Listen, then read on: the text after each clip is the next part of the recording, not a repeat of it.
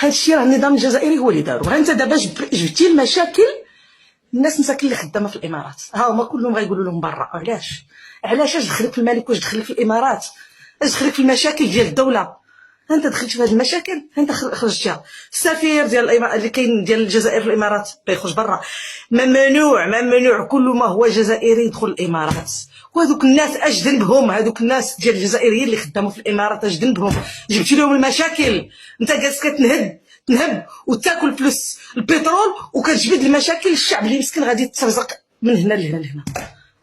اش هادشي غتقولوا لي ماشي صحيح. انتم على القريب العاجل غادي تسمعوا خبر. هو راه الخبر كاين، ولكن شوفوا صدقوا ولا تصدق هادشي اللي كاين صعيب ثاني. باش تجبد راسك مع الامارات راه خصك تكون قدها وقدوت. صعيب عليك الامارات. ودابا يلاه دير ورقه ستيلو بدا تحسب. اش بغيت تحسب شحال من دوله درتي مع المشاكل. كلشي هادشي ضد في المغرب. ودابا انت فين وصلتك من المغرب؟